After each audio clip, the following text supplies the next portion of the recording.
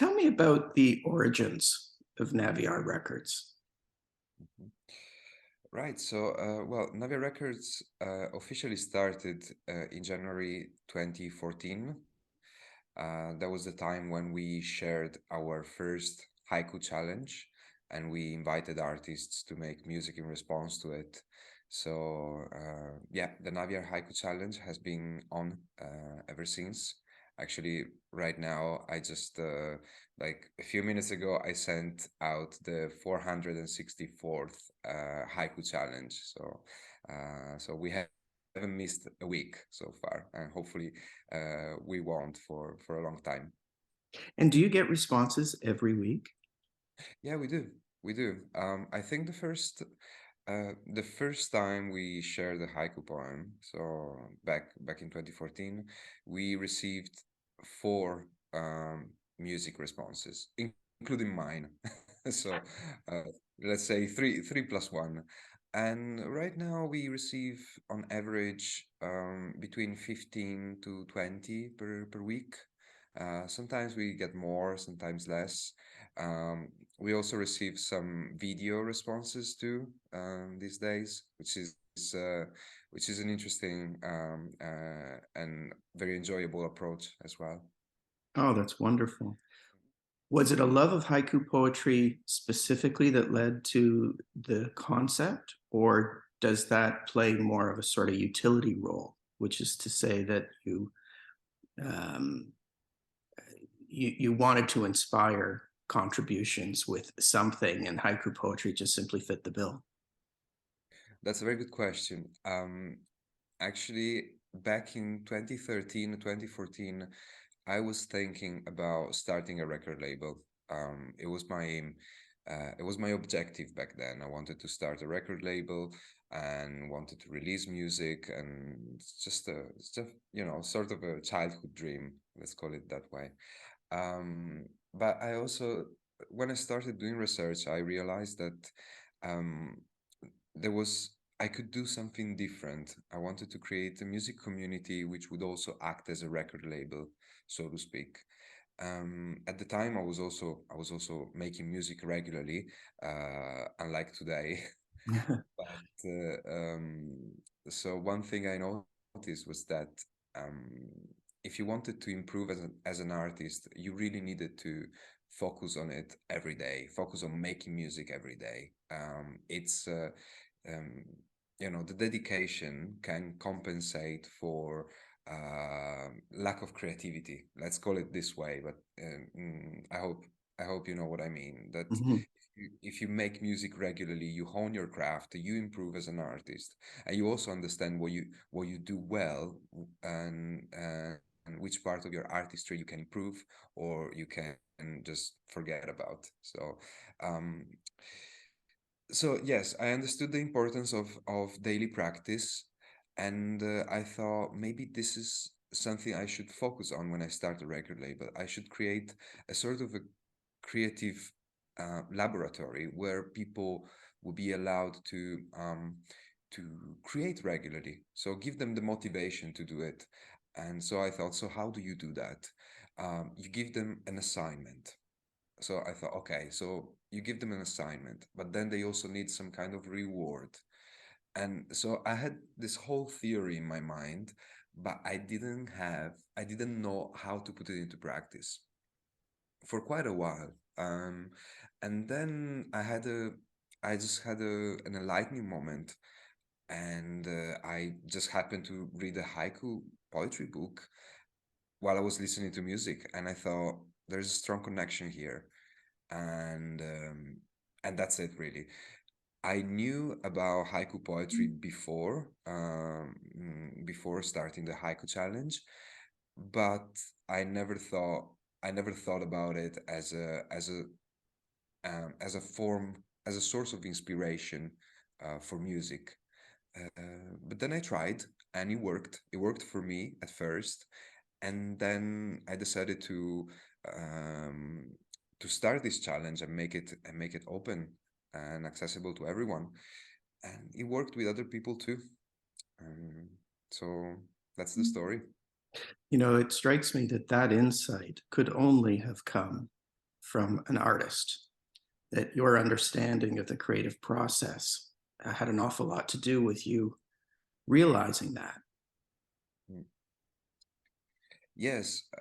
Well, to it's it's interesting because when you start making music, we all have different paths.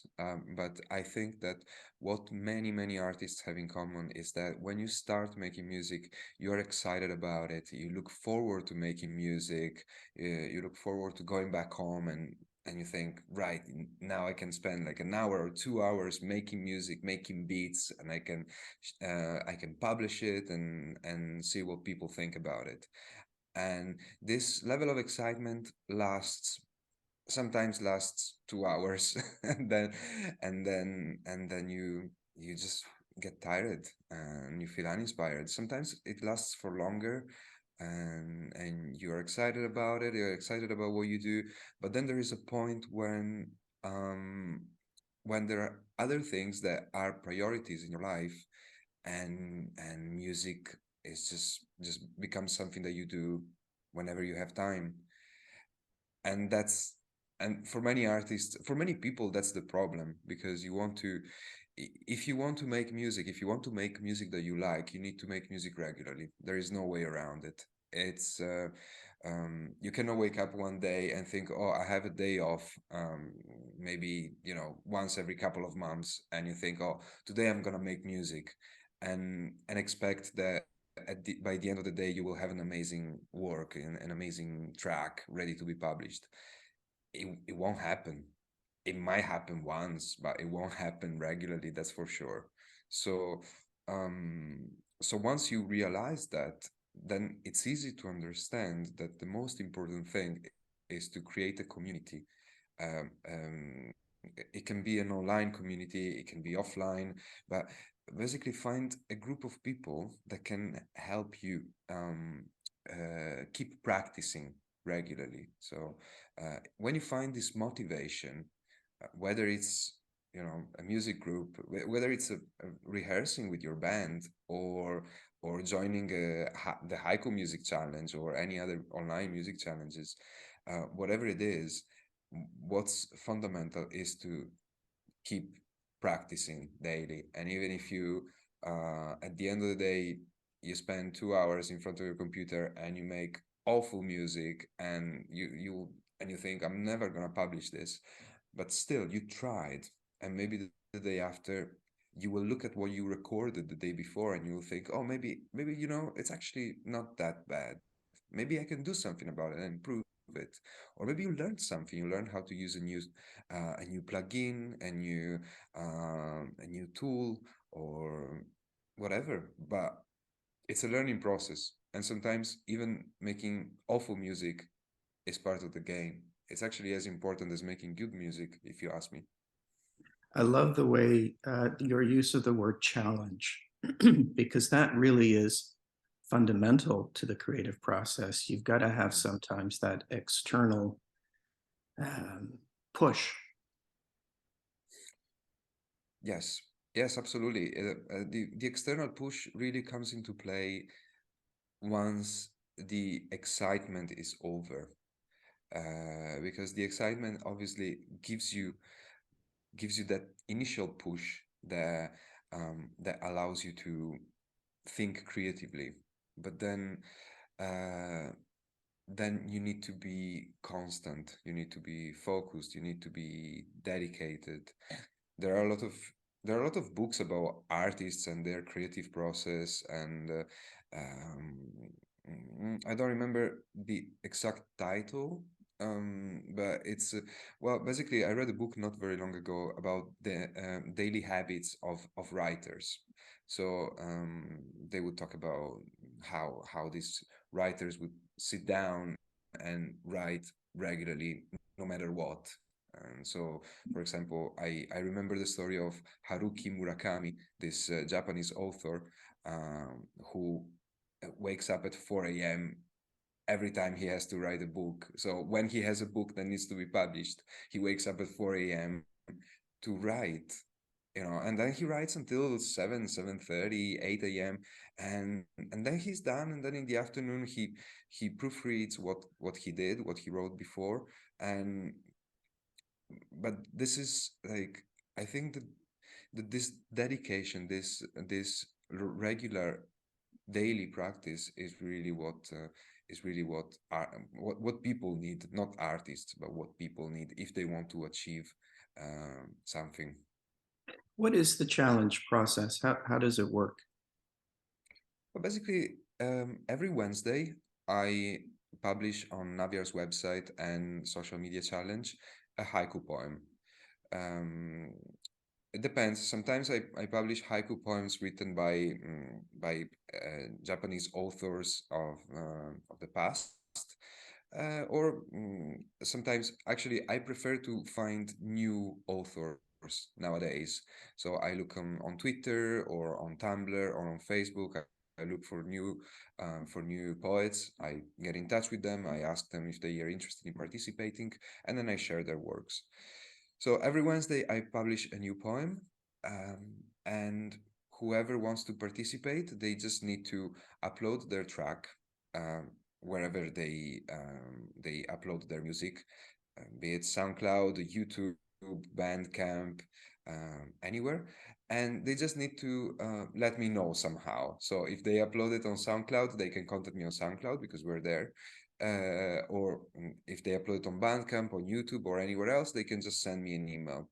But all the rules to participate in the haiku challenge are on Naviar Records website, and on the newsletter as well, which is how most of the musicians who participate in the challenge know about the new haiku poems.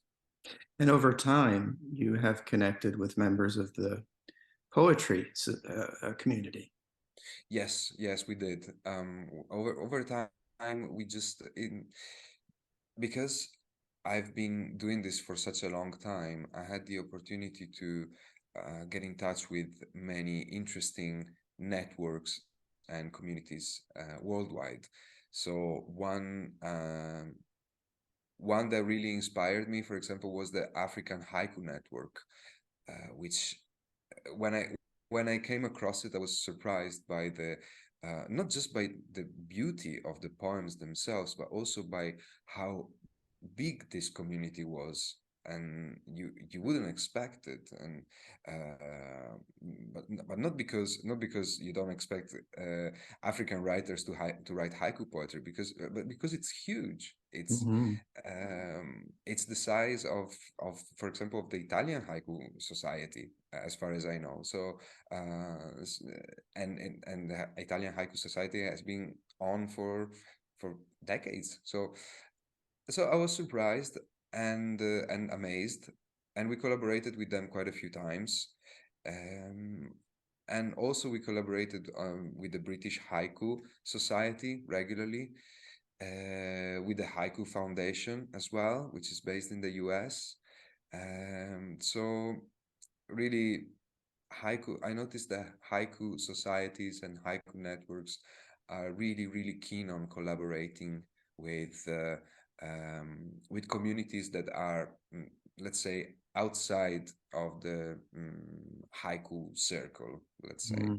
I think also because they want to expand their audience, let's say, but also because it's interesting to see how you can interpret poetry in different ways. And what we do with Naviar is something quite unique. There are not many people who are trying to reinterpret haiku poetry using sounds. So for many people, it's something really interesting and something they really look forward to experiencing firsthand. You talked about wanting to create a community around um, the challenge each week. What is it about that weekly process and creating music based off of that week's poem? What is it about that experience that has drawn the community of artists together? Okay, so I think that the in my opinion, the most important thing that attracted artists was the need to have um, a regularity in their creative process. So that's the fundamental thing. But this is something that most online and offline music challenges offer. What Naviar Records, what we did differently was probably the fact that we offered uh, complete freedom of interpretation, because haiku poetry, uh, haiku poetry doesn't give you a strict structure to follow, or there is not a single interpretation to a haiku poem. There are endless interpretation to a poem sometimes, which is why we have so much diversity in the music that we receive. The So what I think attracted people was the fact that they had that they could read a poem every week and come up with their own interpretation to that poem and make music in response to it. So they had a sort of a guideline as to what they could create, but it's a vague guideline. It doesn't say, it's not a, there is not a strict structure, like you have to use this instrument or that instrument. For example, there are software companies who do this kind of contests, and they say obviously that you have to use their music instruments, but we don't have that. We just we just offer we just give a poem, and I could read it and interpret it in one way. You could read it and interpret it in a completely different way, and we would come up with two completely different pieces of music, but they would still be inspired by the same piece of work. So I think this is what people like. They like the fact that um, i- it's easy in a way, because you look at it and you think, oh, this inspires me. This is what I feel, and this is what I want to represent with my music. And and as a result, we just gathered a group of people who like to who look for inspiration, but they don't want to have constraints. So we're walking this thin line between offering a regular challenge, but without any sort of constraints. So we're somewhere in between. And Wonderful. And the music is beautiful, consistently. Really, really wonderful. Now you have an event scheduled for early December. Tell us about that.